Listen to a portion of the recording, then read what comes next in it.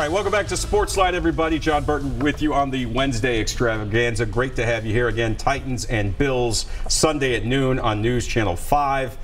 We still are waiting for John Murphy, the play-by-play voice of the Buffalo Bills, to join us. But in the meantime, we're always prepared here on the Wednesday extravaganza. As promised, it is my pleasure to bring in a guy that I go way back with. He is a former Florida State Seminole national champion, former Super Bowl champion with the Pittsburgh Steelers, and former Tennessee Titan Pro Bowl safety. Chris Hope is here. Chris, how you doing, man? Good. Good to see you. Always good to see a familiar face. Man, I'm telling you, we go way back. You got drafted by the Pittsburgh Steelers in 2002. Two. You were a third-round draft choice. You dating me, son. Oh, man, listen. Wait till you get as old as I am.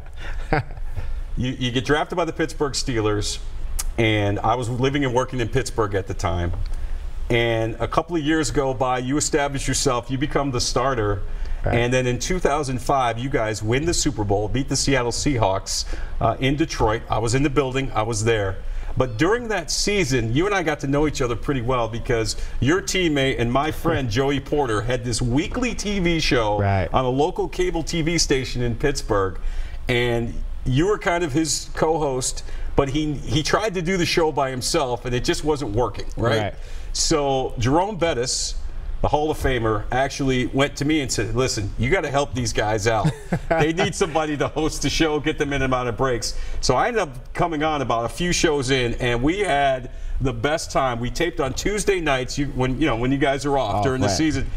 And I'm telling you, we had so much fun. You, me, Joey Porter, we'd have a guest player on every week. What do you remember about those days? That was a lot of fun. What I remember most about that is the support we had from our teammates.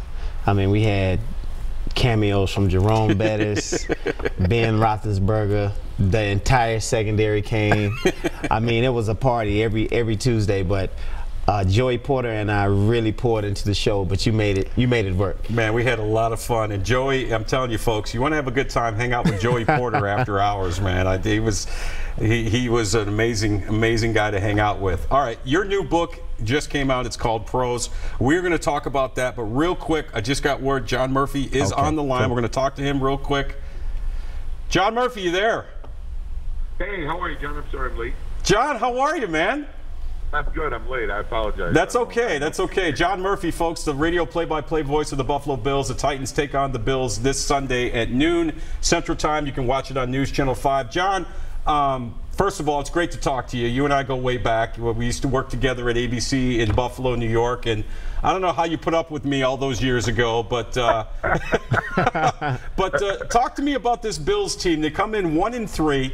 They had that impressive win a couple of weeks ago in Minnesota, but it seems like they're struggling a little bit with a rookie quarterback. What's your state of the Bills address as we head into this game with the Titans? Well, my fellow Americans, here's the thing. Yeah, they had the good win against Minnesota, but overall the first 4 games they've really not been that great, especially offensively. In the Minnesota game, heavy underdog, 17-point underdog going in. They got their first scoring drive was helped along by a couple of long penalties against the Vikings, and then they got back-to-back fumble recoveries, short fields. All of a sudden, they're up 17-0, and they can pretty much put it in coast mode for the rest of that game. They're just struggling to find their offensive identity, I think, more than anything. They've been a team that has run the ball well for a couple of years in a row ever since LaShawn McCoy showed up on the scene 3 years ago, and that's not happening this year. I can't figure out why. I know they've had some losses on the offensive line, but they're not running the ball well. And, you're trying to work through a rookie quarterback, Josh Allen, who's got tremendous physical skills, but still very much learning how to play the position. So the defense has come around pretty well. The first game and a half, really, the defense was awful. They settled in. They've kind of found their feet. And the defense is playing well now for 2.5 games, but the offense has got a long way to go. Yeah, Murph, you mentioned Josh Allen, and I mean, it's the struggles of a rookie quarterback. We understand that. You mentioned this guy's got a rocket arm. He's an incredible athlete. Seems to me like he gets a little reckless at times, though. He's out there trying to jump over guys and run over guys. Has the coaching staff kind of talked to him to kind of calm that down a little bit? Yeah, I think they have. Yeah, he had kind of the memorable jump over Vikings linebacker Anthony Barr. I like that. I like that, and I like the 10-yard touchdown run in that game, too. And, yes, it's a little bit reckless, but, it was desperate times, and you know what desperate times call for. I love the fact – but I think those 2 plays and several others, really, in the Minnesota game showed the competitive fire that Josh Allen has. You know, he doesn't have total command of the offense. Obviously, he doesn't have the total ability to read and to pick up exactly what he's seeing or to diagnose what protection they need. But what he does have, I think, is a really strong competitive fire, which will serve him well moving forward. Yeah, I don't remember Jim Kelly jumping over guys, do you?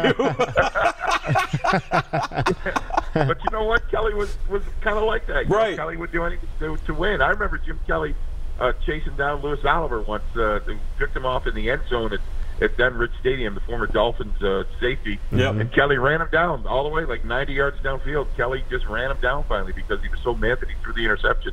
There's some, you know, again, the best thing that I see from Josh Allen is really how hot he runs, you know, and how desperate he is to make plays. And I think that's a good thing. They can work on, you know, reading defenses and getting command of the offense. There's a lot of work to do on that, but I love how hard he plays, how intense he is. I think he's sort of an inspiration to his teammates.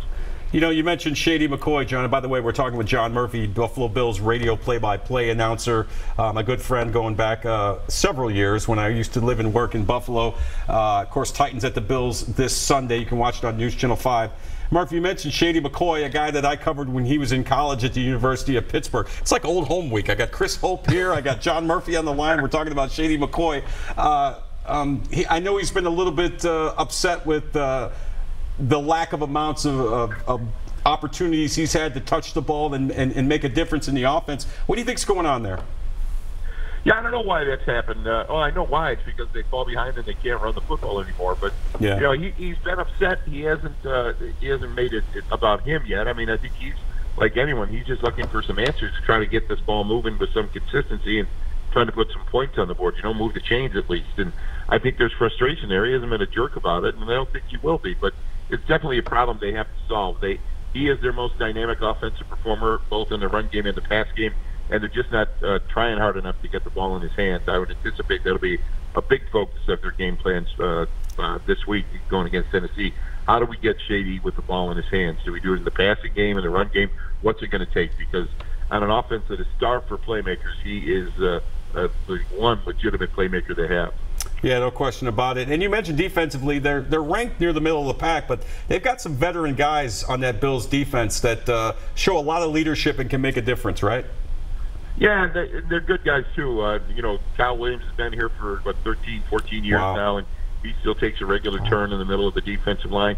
Lorenzo Alexander, now in his third year with the Bills, has become a leader and a kind of a guy that they all lean on for, you know, direction. And on the back end, I don't know if they're going to get Micah Hyde in the lineup this Sunday. He injured his groin last week. He is listed as week to week, so I think that's probably not likely to happen. But he's been a tremendous addition in his second year with the Bills, former Packers safety who now plays safety here. His partner back there, Jordan Poyer, who probably belonged in the Pro Bowl last year.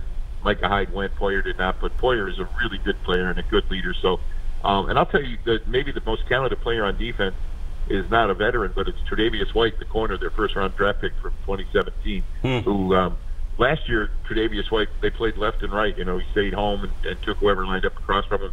The Bills have so much confidence in White now that they're letting him match up with the opponent's best receiver. And he's on his way to, I think, becoming the next true shutdown corner in the NFL. A really good guy to watch, number 27. Wrapping things up here with John Murphy, Buffalo Bills play-by-play announcer, Titans at the Bills this Sunday. Murph, I know you're a guy that keeps up with everything going on in the league. What are your impressions so far of the Tennessee Titans as they sit at 3-1, and what are the Bills saying about this week's matchup?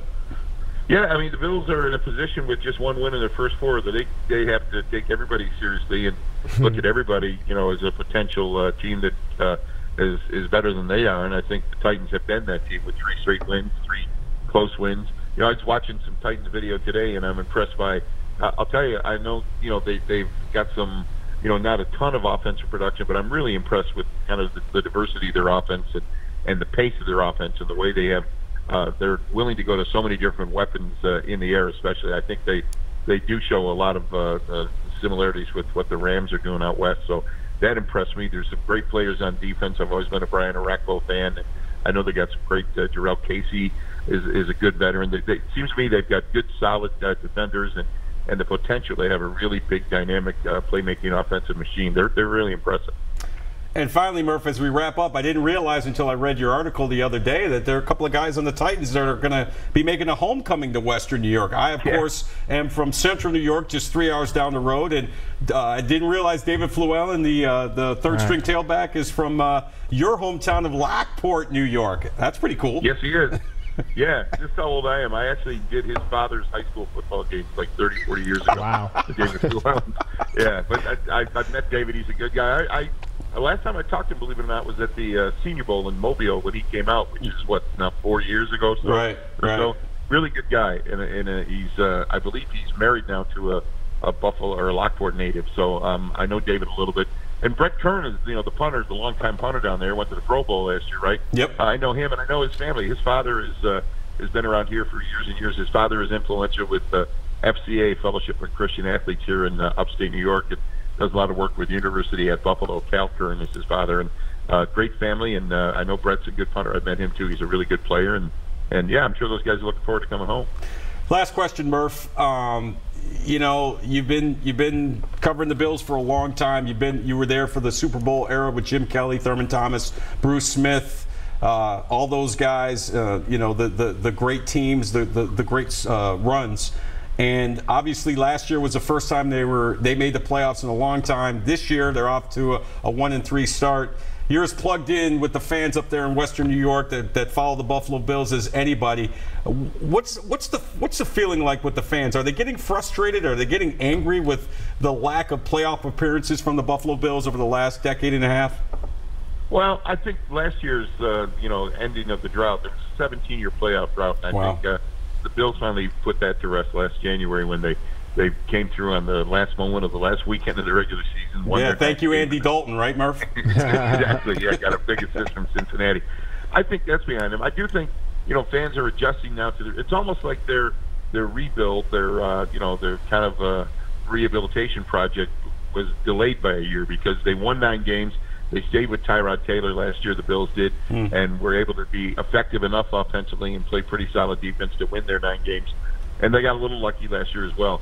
But now I think the rebuild is fully in rebuild mode, I guess. And, right. And I think fans are a little bit upset, like, wow, why are we taking a step back? Well, if you're going to build and the Titans fans know this with Mariota, if you're going to build a franchise quarterback, you're going to have to be patient with him, and that's where the Bills are, and that's what I think fans are adjusting to here at this early stage of the season.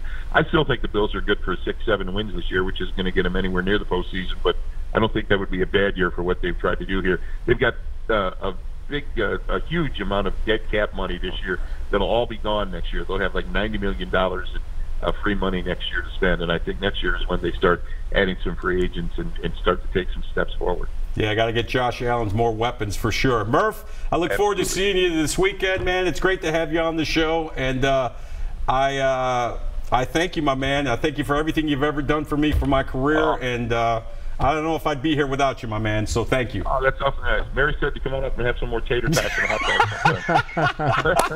dogs. That's our specialty here. Please tell Mary and the boys I said hello. I will. Thanks, John. Thanks, Murph. John Murphy, play-by-play voice of the Buffalo Bills. Always great to have me and him. We go way back, man. Whenever you're able, you know this. When you're able to reconnect with people that have had such a positive influence in your life and in your career, and you're able to kind of bring them back in and let them know where you're at. It's a special feeling, isn't it? Right. Did you guys work together in Buffalo? Mm-hmm. That's pretty awesome. Yeah. So he was like your mentor. Definitely. Awesome. It was very important for me in my career to be drafted by the Pittsburgh Steelers. It was a blessing in disguise. Being in the locker room with guys like Joey Porter and Hines Ward, Jerome Bettis, those guys that taught me how to be a pro. And I learned those things, and I tried to always teach the next group of generation of players the same thing. If you're just tuning in and you're wondering who this is Chris Hope, former Titans Pro Bowl safety, Super Bowl champion with the Pittsburgh Steelers, national champion with the Florida State Seminoles. He's got a new book out called P.R.O.S, Parents Relying on Their Seeds. Tell us about this book. What inspired you to write it? What's it about? So this is a playbook. A playbook for life. For life. Okay. It is more than a book about sports or athletes or entertainers. This is a book to help each and every individual to help create the game plan for healthy boundaries and healthy relationships. I think in life we all chase after success. Sure. And we know how to prepare to get success, but we don't know what to do when we get it or to keep it. And I think this is a play-by-play description on how to handle success, and then to keep those that you love the most, those that have motivated you to become successful, to have them still on your team when you reach the top. So many of us, in whatever profession that you're involved in, we chase it, we seize it, and then we look around and we're lonely. And I think the biggest disappointment in life is to become successful and be unfulfilled at the end of the day. Right. And I mean, that's, you know, I read a couple chapters of the book, and we were talking about this before we went on the air. I mean, you really let people in to what your life was like as a professional athlete, both on and off the field. I mean, folks, for those that don't know, Chris was the valedictorian of his high school class. He was an academic All-American at Florida State. I mean, he's one of the smartest, you know, professional athletes that have come down the pike in a long time. And for you to be able to open yourself up like you have in this book, to talk about some of your experiences, I mean, some very personal experiences. I mean, was it difficult at times to kind of reveal these stories and kind of peel back the curtain of what your life has been like as a professional athlete? It's very difficult to open up your closet to expose some of the people that you love and the experiences that you go through. But I think that's a part of life where you really make the biggest impact. I know in the locker room, playing the game of football from a very young age, you meet people in a locker room that will tell you everything you need to know, but they don't tell you everything that they know. Sure. Because they always want to keep that edge over you. But I've learned to be an open book. You know, I always embrace myself with trying to help the younger generation and those that were behind me, and told them and shared everything that I knew about the game, how to be a pro, how to prepare, just because they made me better. And you know, I knew at a point in time when I was a rookie, you know, the Brett Alexanders, the Lee Flowers, all those guys did the same thing for me. Man. And I think, then later, you know, you get guys like, you know, you draft Troy Polamalu, you sign a guy like James Ferrier as a free agent, who I know was a leader in that locker room, Casey Hampton. I mean, you came into a good situation when you were drafted by the Pittsburgh Steelers. And that's the same thing I try to do in life. I mean, there's so many parallels between the game of life and the game of football, but which one is the most important? You know, so many people become successful, so many people have fame, have, you know, notoriety, people take the pictures, want your autographs, and that's the thing that people are attracted to. But what happens when when the game film is over, the game clock is done, cheering stops, and you go home? What's most important? Do you want to be successful in the game of football, or in the game of law, or whatever professional business you're in? Do you want to win the game of life? And I think that's why I was able to open up and pour out into the world. Amazing stuff. And I know one of the things you really talk about is setting boundaries with the people you work with the people you're close to, your family members. We're going to talk about that. We're going to take a break. We'll come back. We're going to have more with Chris Hope. He's going to talk more about his new book, P.R.O.S. It's an acronym. It stands for Parents Relying on Their Seeds. More with former Pro Bowl safety, Super Bowl champion, national champion. He's got a laundry list. He's done it all. Chris Hope when we come back. Stay with us.